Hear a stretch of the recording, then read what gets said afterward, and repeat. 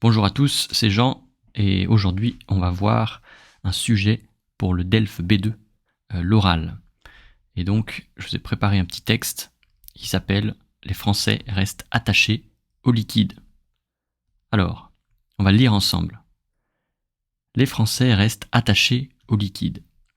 En dépit du risque de vol, de plus en plus de Français font le choix de garder de l'argent liquide à leur domicile. 275 milliards d'euros, telle est la somme totale que les Français détenaient en liquide en juin 2022. Pourquoi une telle envie de garder de l'argent chez soi ? La crise de 2008 avait déjà fait peser des craintes sur les épargnants. Conserver de l'argent caché à son domicile semblait alors une solution judicieuse en cas de faillite bancaire. Ce choix n'est pourtant pas dénué de risques. En effet, l'argent peut être volé lors d'un cambriolage, perdu ou détruit lors d'un dégât des eaux ou d'un incendie. Malgré ces risques et ces inconvénients, la tendance à conserver de l'argent sous son matelas reste bien présente. Et pour la simple et bonne raison, selon Philippe Crevel, que dans une période d'incertitude, avoir des billets chez soi, ça rassure. Voilà. Alors, il y a beaucoup de mots peut-être assez difficiles ici. Donc, la première chose que vous devez faire, c'est surligner en fait les mots clés, les mots qui réapparaissent plusieurs fois dans le texte. Donc, le titre est très important aussi.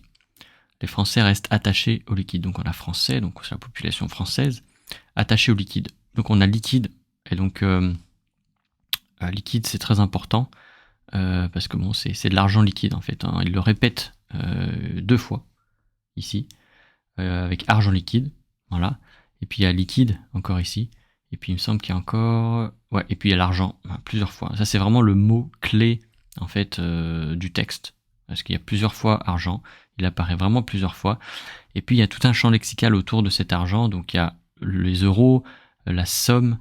Qu'est-ce qu'on a d'autre ? Les billets, voilà. Et donc là ça nous indique, ça nous dirige vers ce thème de l'argent. C'est plutôt la consommation ou l'économie, voilà. Ensuite, on a une deuxième partie qui est le vol, en fait, les risques. Donc, peut-être que je vais mettre une autre couleur. On va mettre comme ça. C'est déjà en fait en orange. Vol, les craintes, donc la peur, la faillite, voler, voler, incendie. Voilà, tout ce vocabulaire en fait des risques et des inconvénients, en fait. Voilà. Donc ça c'est important à faire. Vous pouvez vous entraîner sur n'importe quel texte à repérer en fait les mots clés dans le texte. Voilà, le champ lexical de l'argent, le champ lexical du risque et des inconvénients. Ensuite, dernière chose, on a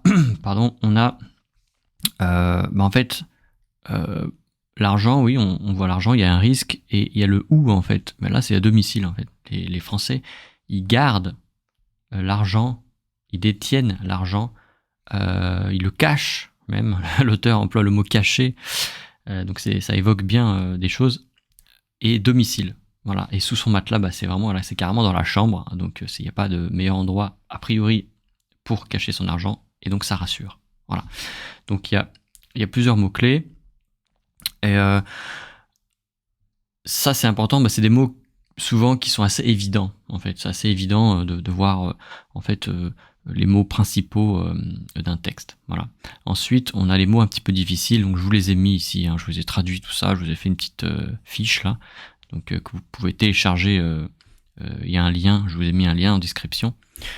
Et donc après, on a donc le contenu. Donc on va voir le liquide. Bon, ça c'est assez évident, c'est le cash. Si vous connaissez pas ce mot, c'est assez c'est évident.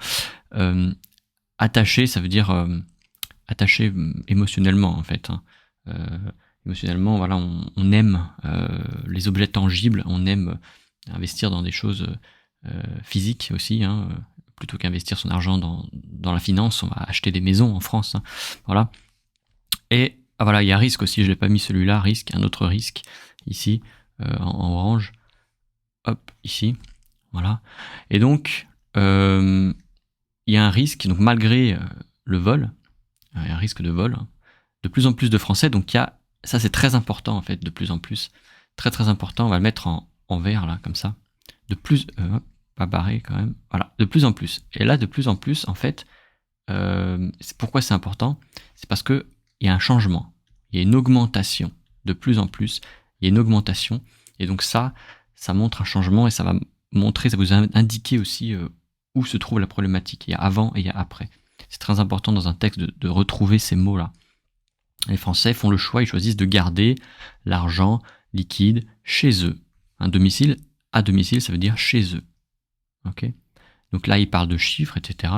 La somme totale que les Français possèdent chez eux. Hein. Enfin, tous les Français n'ont pas 275 milliards d'euros, mais ça fait environ 4000 euros par personne. Voilà, en fait, par personne. Donc, en France, il y a à peu près 70 millions de personnes, il me semble. Et donc, pourquoi une telle envie de garder l'argent chez soi? Donc là, c'est une question tout à fait légitime. Okay, on peut se demander pourquoi. Hein. Il y a des pays où c'est pas le cas. Et donc là, l'auteur nous parle un peu des raisons. Donc la crise de 2008, il y avait déjà des craintes, voilà, parce que les systèmes bancaires a fait faillite en fait. Voilà, il parle de faillite bancaire. Et donc conserver son argent caché chez soi semblait une solution judicieuse à l'époque. Voilà. Le choix, pourtant, ce choix n'est pas sans risque, dénué dépit. Voilà, il y a quand même du risque. C'est ce que l'auteur indique. En effet, il explique, l'argent peut être volé, dérobé lors d'un cambriolage. Un cambriolage, je vous expliquais ici. Cambriolage, c'est un vol en fait commis dans un lieu, dans un domicile. Si vous faites voler votre téléphone portable dans la rue à Paris, c'est pas un cambriolage, c'est juste un vol à l'arraché. Alors qu'un cambriolage, il y a vraiment une effraction à entrer dans un domicile et c'est un cambriolage. Perdu, détruit, la destruction. Dégâts des eaux, donc c'est quand il y a une fuite d'eau, il y a une inondation, ou alors il y a une fuite d'eau, les canalisations du voisin ont sauté, ça coule chez vous et ça détruit en fait les billets, quoi, l'argent, donc c'est un risque. Incendie, c'est le feu. Et malgré ces risques, dénués de risques, voilà, c'est toujours la même chose. On voit que l'auteur se focalise quand même sur ces risques et ses inconvénients. Donc la tendance, encore cette tendance, là, on avait vu que de plus en plus. Et là, on reparle de la tendance. Voilà, hop là. À conserver, on l'a pas mis en conserver, garder, là. On l'a pas mis, mais c'est toujours le même. Conserver, garder, tout ça, chez soi. Eh bien, les Français continuent à faire ça. Pour quelle raison?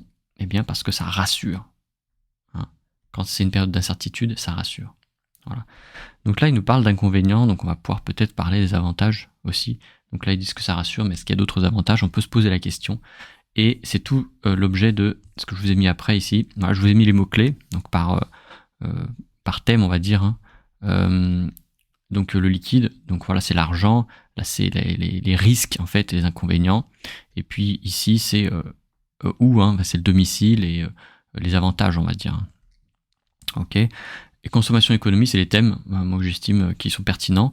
Ensuite, la problématique. Donc voilà, je vous laisse en fait trouver vos opinions là.